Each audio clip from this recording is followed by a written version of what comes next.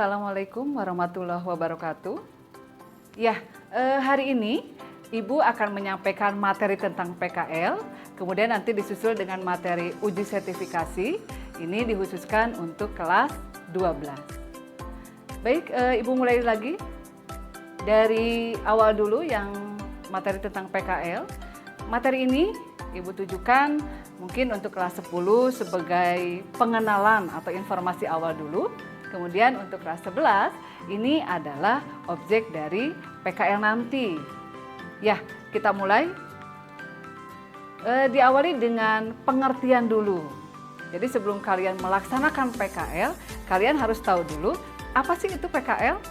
PKL itu adalah proses pendidikan, pelatihan, kemudian pembelajaran yang dilaksanakan di industri.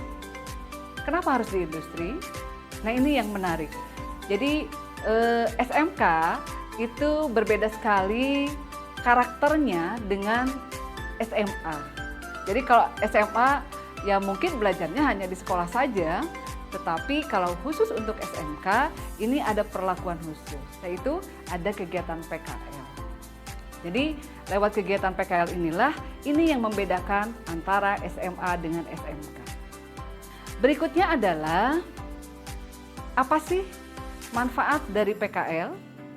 Jadi yang pertama adalah lewat kegiatan PKL ini peserta didik akan mendapatkan pengetahuan dan keterampilan yang baru tentunya, yang bisa kalian dapatkan dari industri. Itu yang pertama. Kemudian yang kedua, manfaatnya adalah lewat kegiatan PKL ini akhirnya kita jadi tahu seperti apa sih budaya kerja di industri. Ya, karena dalam waktu rentang 3 bulan ke depan atau 6 bulan ke depan kita akan mengalami realnya seperti apa menjadi karyawan. Nah, itu manfaat yang kedua. Manfaat yang ketiga adalah lewat sarana PKL ini kita akan melatih psikologis kita, berikut mental kita, apa yang harus kita lakukan manakala kita berperan sebagai karyawan. Nah, di situ pastinya kalian akan mendapatkan beberapa masalah atau beberapa kendala yang betul-betul harus kalian hadapi tentunya. Dan di situ juga kalian harus bisa mengambil keputusan yang terbaik. Berikutnya adalah siapa saja yang bisa terlibat dalam kegiatan PKL atau dalam arti siapa sih yang bisa menjadi peserta PKL? Yang pertama adalah sudah tentu kelas 11 ya. Berarti di antara kalian yang sudah menyelesaikan studinya kelas 1 atau kelas 10 dan naik ke kelas 11 dan tidak memiliki remedial, itulah yang berhak mengikuti kegiatan PKL. Selanjutnya ditambah juga siswa yang tidak memiliki masalah kedisiplinan. Jadi itu sangat penting sekali ya, masalah kedisiplinan, karena bagaimanapun kalian yang pergi PKL ini adalah duta dari sekolah masing-masing. Paling tidak kalian harus membawa nama baik sekolah. Itu yang menjadi persyaratan kalau kalian ingin mengikuti kegiatan PKL. Berikutnya, Ibu lanjutkan ya, adalah prosedur penempatannya. Seperti apa sih si A atau si B ini bisa masuk ke industri A, bisa masuk ke industri B. Jadi yang pertama adalah seseorang bisa ditempatkan di sebuah perusahaan A atau B itu berdasarkan kompetensinya.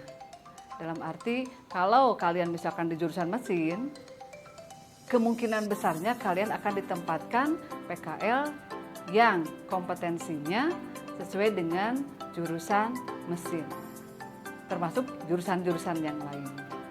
Tapi manakala misalkan kompetensi yang kalian miliki itu pada saat di industri tidak maksimal, maka kita juga bisa mempelajari budaya kerja atau etos kerja dari industri tersebut. Jadi tidak terpatok mesin pokoknya harus bikin produksi, harus bikin produk, tidak juga ya. Jadi ini sebagai gambaran pemahaman untuk kalian. Jadi kalau bekerja itu, terlebih ini PKL ya, yang bekerja saja lulusan komputer misalkan. Ya tidak harus selalu menangani jaringan, tetapi banyak hal pekerjaan yang berhubungan dengan komputer. Nah itu mungkin yang bisa membuka mindset kalian. Berikutnya, kalaupun misalkan kalian punya relasi di perusahaan, misalkan ayah kamu atau tetangga kamu atau om kamu punya relasi di satu perusahaan, boleh kalian mengajukan untuk masalah penempatan PKL. Jadi tidak terpaku, oh saya nanti terserah ditempatin sekolah deh. Ternyata kita juga punya referensi perusahaan. Nah itu akan lebih baik. Itu akan membantu kelancaran tugas kami juga. Ya, kembali ke masalah PKL tadi. Untuk durasi pelaksanaannya, di sini kita bagi 2 termin. Ini yang sudah berjalan adalah ada 2 termin, ada 3 bulan, kemudian 6 bulan. Untuk yang 3 bulan ini untuk kompetensi keahlian BKP diantaranya, kemudian DPIB, kemudian TAPI, TP, TKJ, dan TKL. Nah, untuk jurusan apa yang 6 bulan? Sebagai uji coba, tahun kemarin kita baru saja mencoba, yaitu untuk jurusan listrik, kita coba PKL-nya 6 bulan. Kenapa hanya jurusan listrik? Alasannya adalah karena perusahaan yang sudah tergabung dengan kompetensi keahlian listrik, rata-rata mereka meminta PKL-nya paling tidak dalam waktu 6 bulan durasi. Ini yang tidak kalah pentingnya harus kalian ketahui juga, yaitu kegiatan apa sih yang kita lakukan atau peserta didik lakukan pada saat kegiatan PKL. Yang pertama adalah tentunya kalian harus mengikuti aturan yang ada di perusahaan.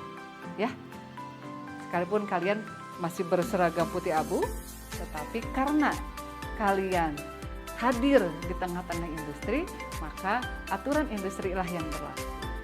Yang kedua adalah sebelum melaksanakan kegiatan PKL, setiap siswa akan dibekali sebuah buku, yaitu buku jurnal, yang fungsinya untuk memonitoring kegiatan kalian selama PKL. Jadi kalian harus mengisi kegiatan tersebut di dalam buku jurnal, dan ini menjadi salah satu portofolio untuk kalian nanti. Ini yang tidak kalah penting juga, masalah kehadiran. Jadi untuk masalah kehadiran, seandainya pada saat PKL itu nanti kita sakit atau ada keperluan mendadak, kalian boleh meminta izin, ya. Jadi sepengetahuan pembimbing dari perusahaan, kemudian jangan lupa kalian informasikan juga ketidakhadiran kalian kepada pembimbing di sekolah. Paham ya? Oke, berikutnya tidak kalah pentingnya yaitu siapapun peserta didik yang sedang melaksanakan kegiatan PKL, kemudian dia melanggar aturan, ini pernah terjadi. Nah ini kami berhak untuk menarik peserta didik tersebut dari tempat PKL.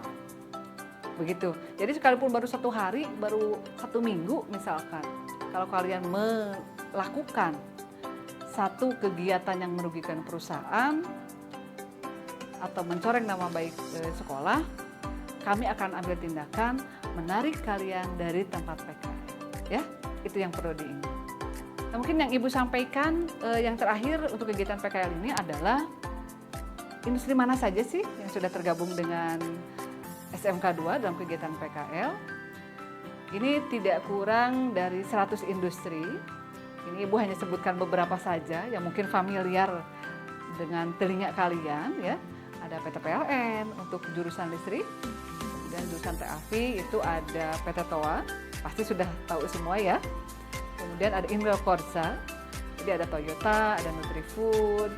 Nah ini satu hal yang perlu Ibu sampaikan untuk yang PKL di Nutrifood mungkin nanti.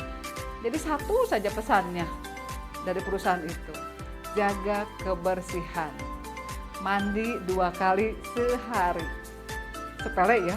Mungkin ada yang senyum-senyum, apa hubungannya sih Bu PKL dengan mandi? Ada, ya. Jadi kalau kalian datang ke industri dalam tampilan gondrong, bau gitu ya. Sementara Nutrifood itu industri makanan, pasti kalian akan suruh pulang. Ya, Nah itu, jadi alangkah pentingnya menjaga, selain nama baik tadi, menjaga kesehatan tubuh. Itu saja mungkin materi PKL yang bisa Ibu sampaikan hari ini. Semoga bisa dipahami, terutama untuk kelas 11 yang sebentar lagi akan melaksanakan kegiatan PKL. Untuk kelas 10, ini hanya sebagai informasi awal. Mungkin sekarang kita lanjutkan ke materi yang kedua, yaitu tentang uji sertifikasi atau uji kompetensi lebih familiarnya. Ya, uji kompetensi ini dilaksanakan atau pesertanya adalah kelas 12.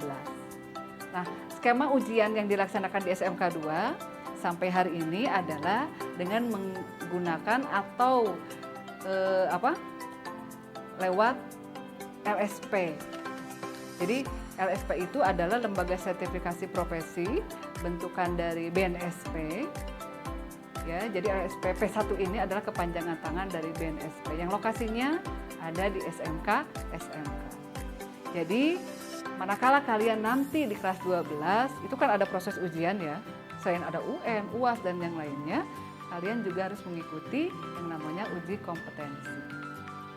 Sementara untuk beberapa jurusan di sekolah ini, kita menggunakan skemanya proses pengujian di LSP.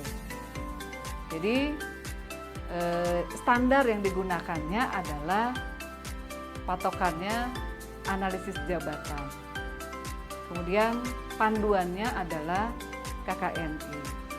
Ya, mungkin hari ini kalian masih bingung apa sih KKNI, apa sih analisis jabatan? Ya, nanti kita bisa berdiskusi lagi lebih lanjut. Yang pasti uji kompetensi ini nanti dilakukan tujuannya adalah untuk mengukur seberapa jauh kompetensi yang sudah kalian miliki. Dan nanti pada saat proses ujian ini kalian akan diuji oleh asesor, ya.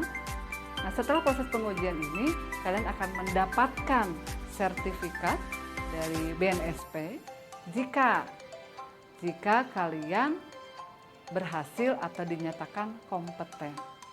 Nah, itu saja mungkin gambaran umum tentang uji kompetensi. Mudah-mudahan kalian tidak puas ya. Kalau masih ada pertanyaan nanti bisa ditanyakan lebih lanjut. Oke? Ya. Materi hari ini mungkin selesai ya. Mudah-mudahan bisa dipahami. Mohon maaf jika ada kata-kata yang kurang berkenan atau kurang jelas. Nanti bisa konsultasi lagi lebih lanjut. Terima kasih Ibu sampaikan.